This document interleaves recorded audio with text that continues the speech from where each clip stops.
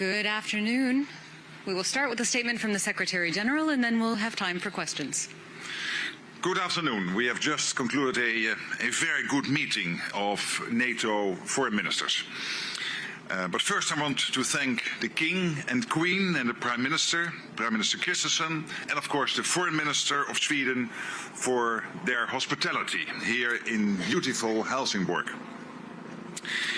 This is the first meeting of NATO foreign ministers hosted by Sweden, which joined our alliance 2 years ago. And the location says a lot.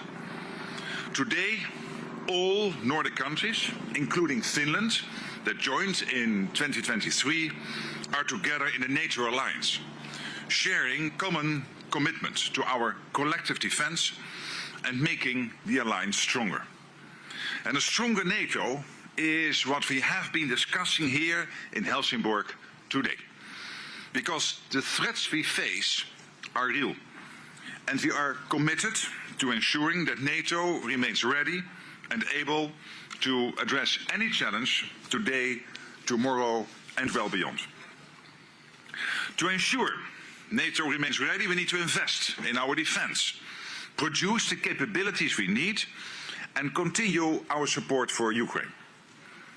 These are our priorities for the upcoming NATO summit in Ankara, and that is exactly what foreign ministers have been working to prepare. Last year in The Hague, allies, as you know, made a historic commitment to invest 5% of GDP in defense.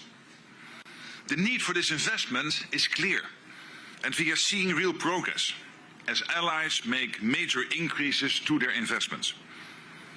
In 2025, defense investment from European allies and Canada was up by 20%. This trend will continue. Today, ministers discussed how their countries are charting a credible path to the 5%. This means steady and sustained increase in defense investment. Ambitious and achievable. And while increased investment is essential, it isn't an end in itself. It is a means through which we become more capable so that we can further strengthen our armed forces and ensure they have the equipment they need to deter any adversary and defend every ally.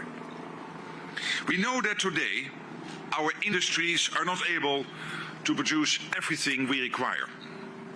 So foreign ministers addressed this urgent need to ramp up defense industrial production across the alliance. We need to produce faster and at greater scale on both sides of the Atlantic. We do this best when we work together. And ministers agreed that we must continue to press for continued cooperation across the alliance to boost our defense industrial capacity. As allies invest more and produce more, we are also focused on ensuring that NATO is not only stronger, but also fairer. And we see European allies and Canada taking on greater responsibility for our shared security. And this is crucial. It makes the whole alliance stronger, firmly anchored by the transatlantic bond. I know some have been questioning that bond, and perhaps even questioning the resolve of this alliance to remain united in the face of an adversary. So let me be crystal clear.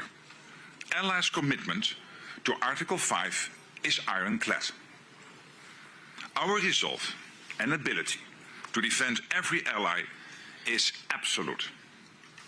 Were anyone to be foolish as to attack us, the response would be devastating.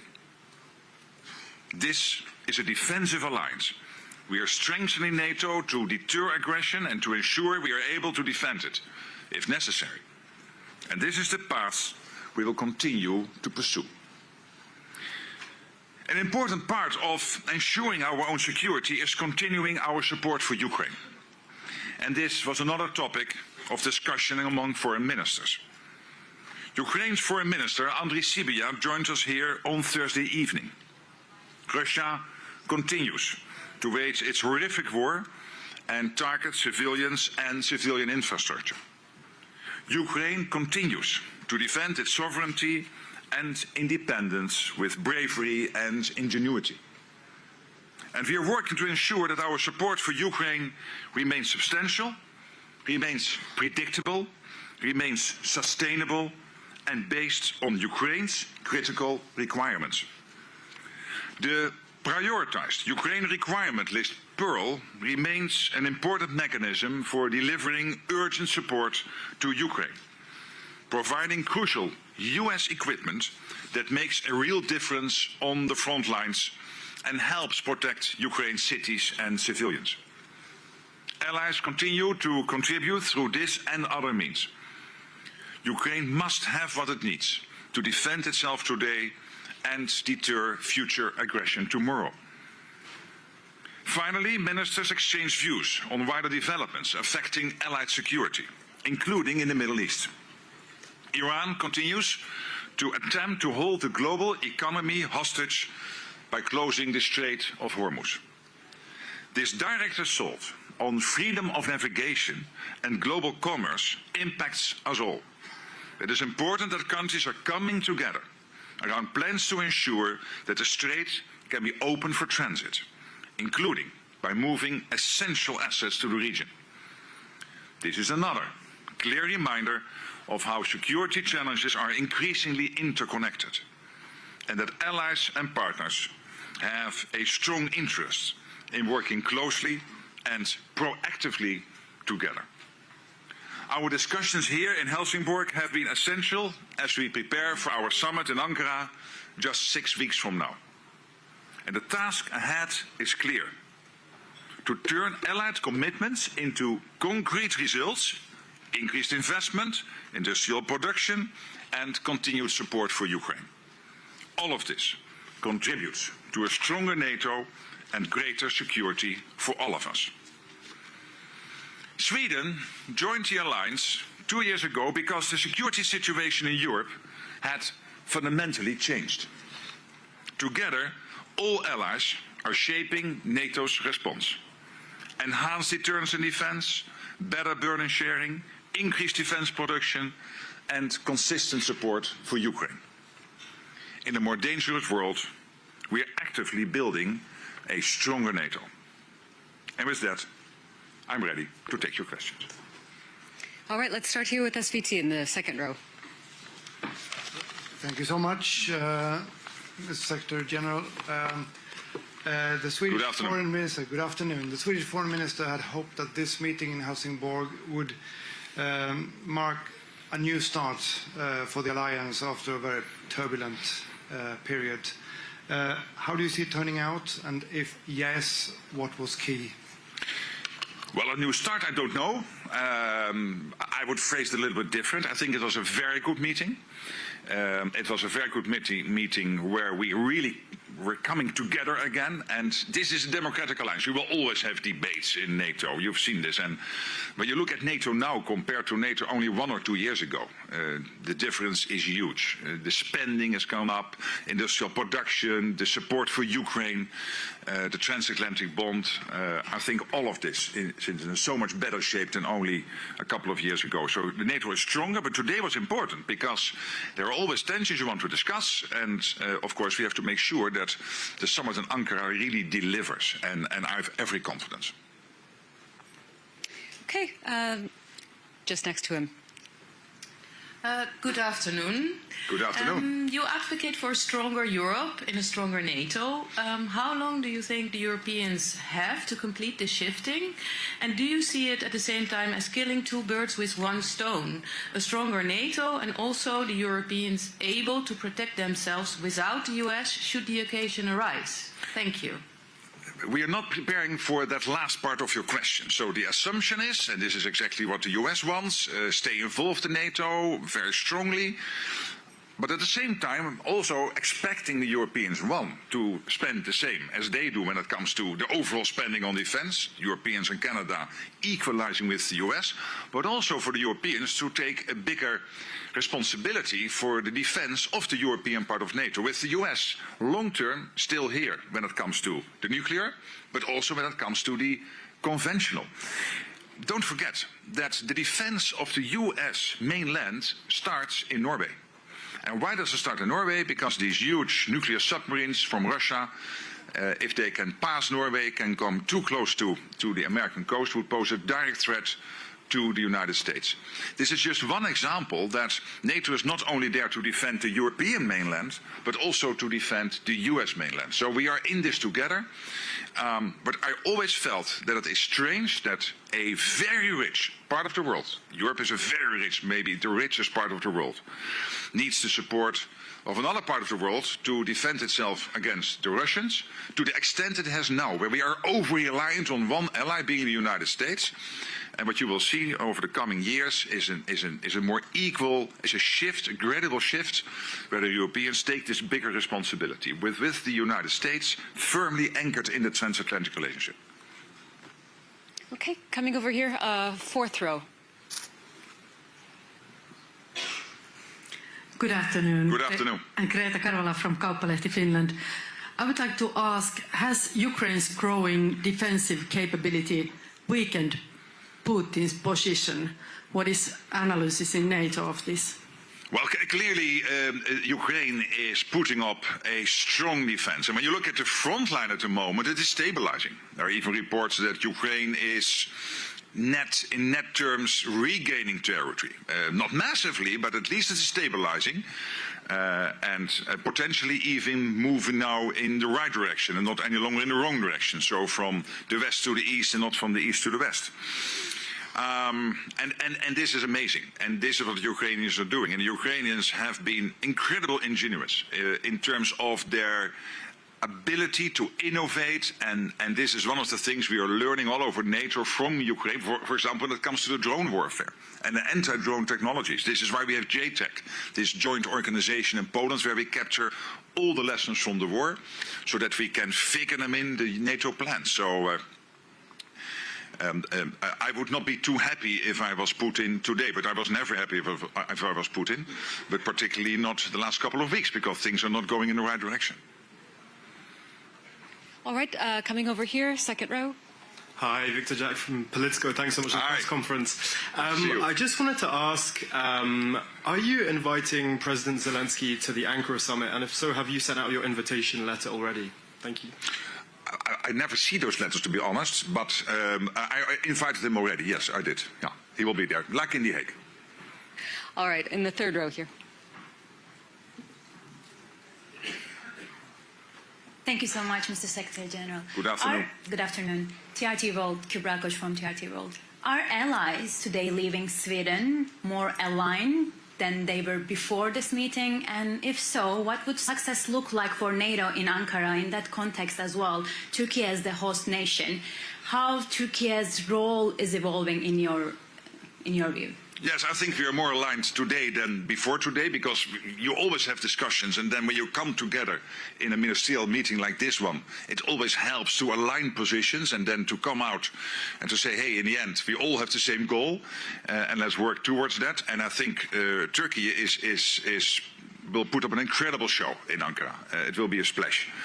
Very much focusing on the success of the increased defense spending, but also charting this credible path towards the 5%. When it comes to the defense industrial, I'm absolutely convinced that we will see huge progress. We are not there yet, not on the US side, not on the European side of NATO.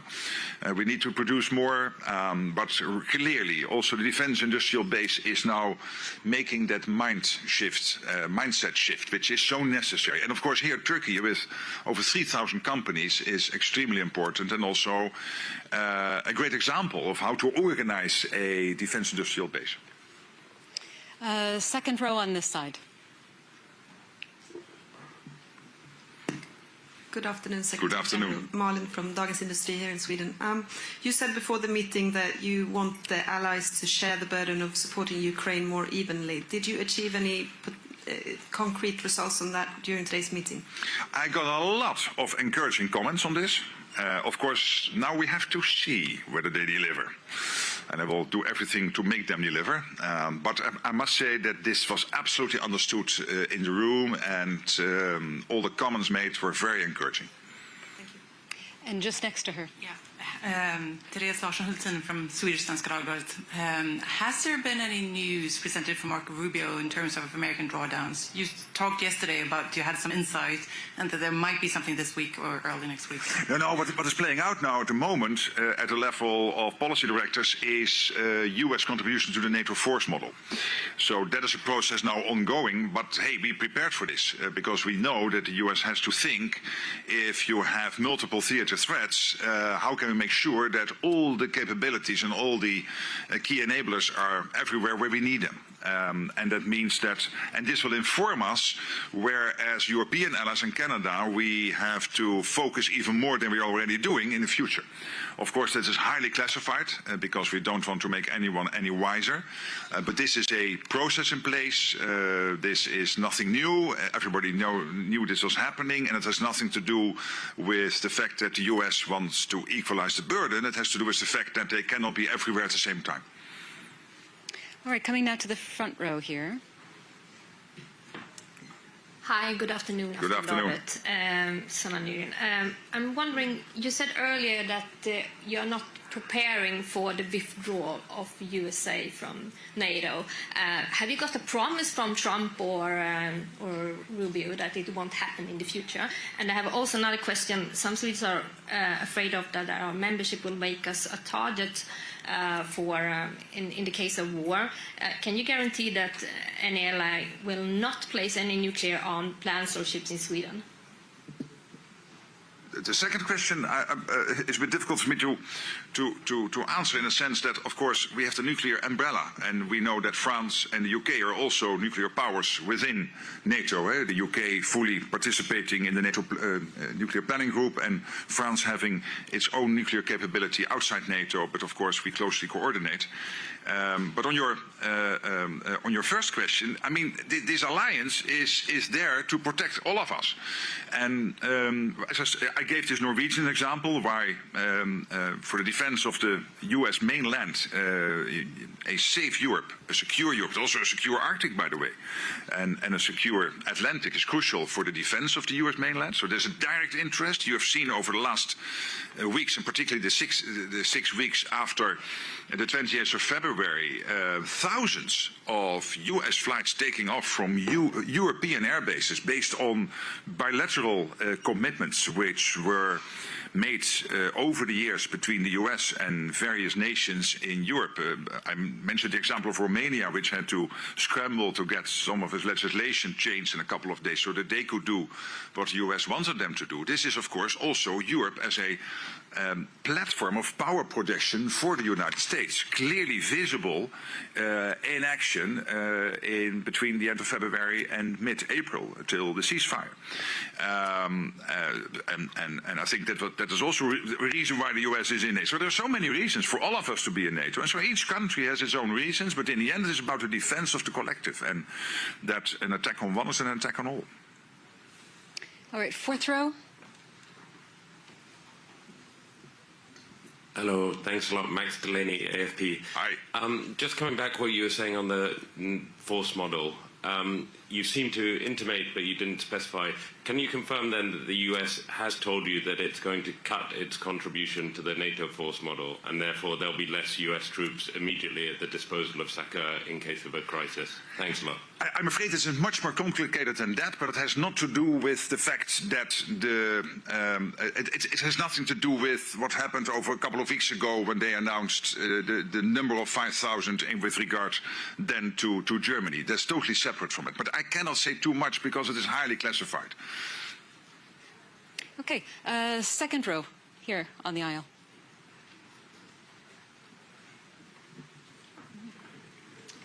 Good afternoon. Good afternoon. Mulasmol, VG Norway. So before Secretary of State Marco Rubio left for Helsingborg, his statements included deep disappointment with NATO allies and their failure to support U.S. efforts in Iran.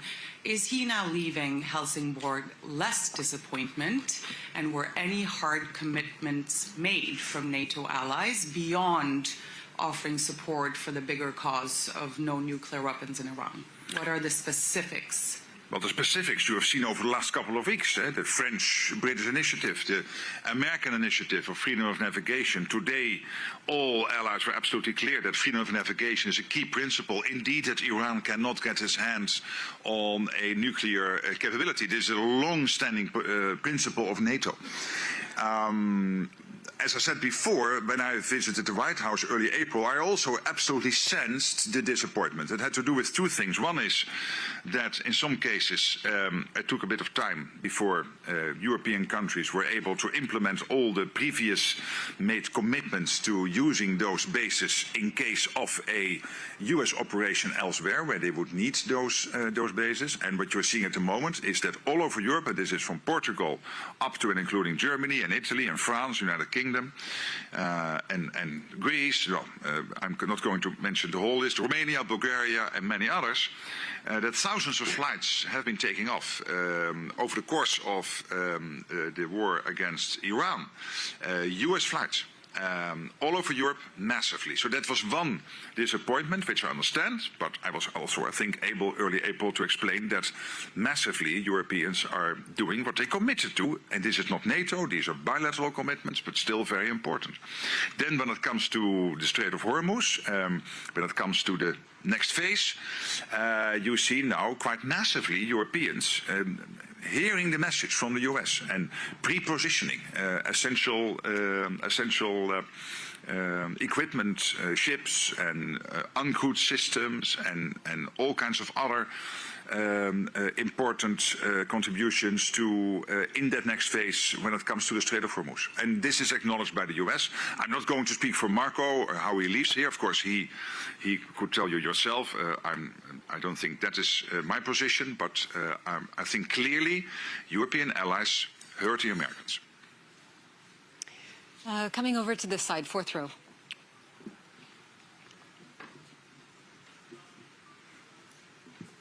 Hi, Amanda Wollstad, Svensk Tidskrift.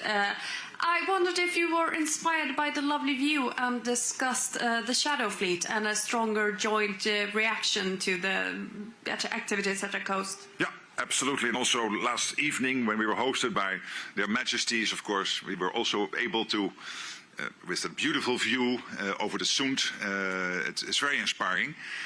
And Sweden has done some great stuff there, and I was able also to speak to some of the people working on that when I visited the Coast Guard here on Wednesday night and had dinner there with the Prime Minister and some of his senior team. So that was really very impressive.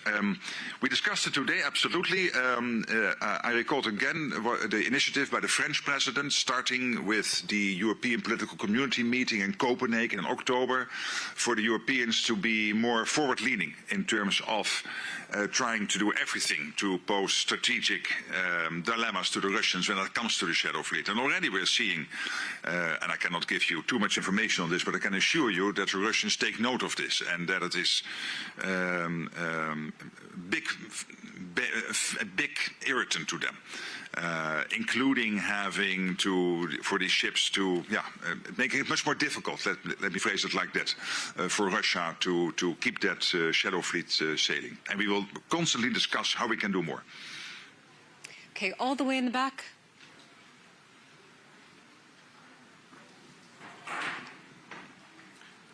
Good afternoon. Good afternoon.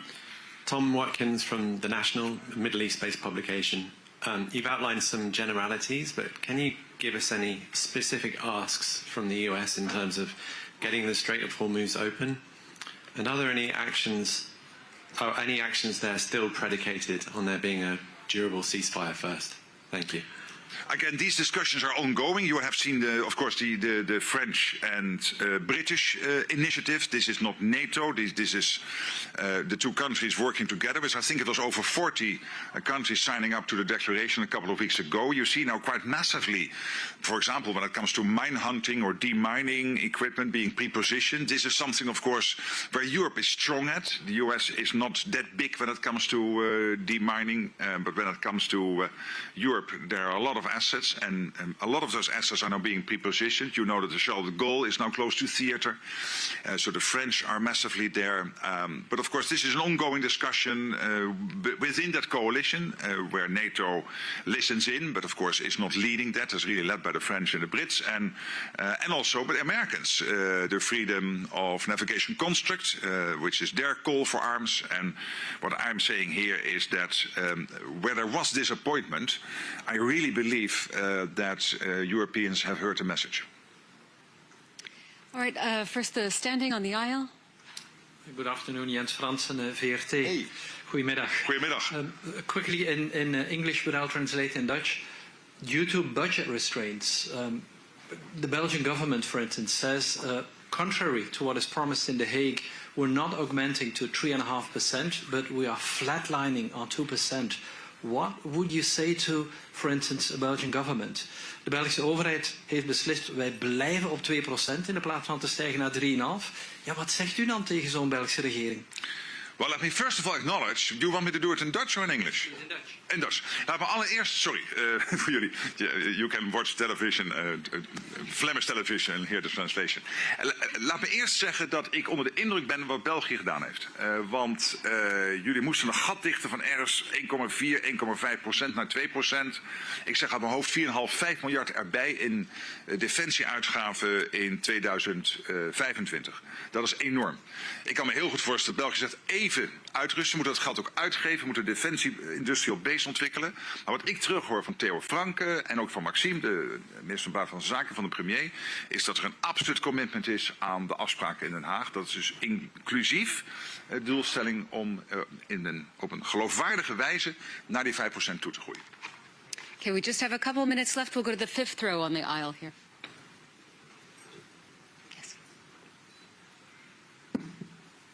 Thank you. Marilu Lucrezio, RAI, Italian Public Television.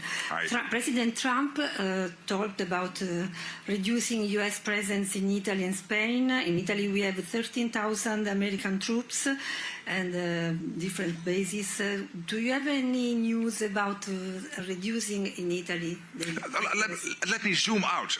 And zooming out, what we are doing in Europe is taking more responsibility for the defense of the European part of NATO. This is also with the understanding that the US has, of course, also to take care of the Middle East, in the Pacific, also in our interest here in Europe. So over time, what you will see is in a structured way, step by step, the US pivoting more towards these other areas in the world, all of them closely connected, etc. So I cannot give you any specific numbers because, of course, this is in the end an American decision. But more generally speaking, I really want to commend the US for the fact that they do this in a structured approach, step by step, and with the common understanding that whilst the US will pivot more towards other theaters, that the overall deterrence and defense in Europe has to stay the same. Because we are facing the Russian threat. We all acknowledge this, and that means that it has to be done in a structured way. But because the fact that we spend so much more, we can have a stronger Europe and a stronger NATO, Europeans doing more, which is logical, because in the end, as I said yesterday, I mean, in Europe, including UK and Turkey, you have about 600 million people. We have to defend ourselves against a country with between 120 and 140 million people. We are the richest part of the world. We should be able to do that without over-reliance on another ally on the other side of the Atlantic with about 350 million people. And of course, because we spend so little over the years, it takes time to get there. But with all the extra money and gradually now the capabilities coming in, we can do more. Okay. I'm sorry, that's all we have time for today. Thank you so very much for joining us. Thank you very much.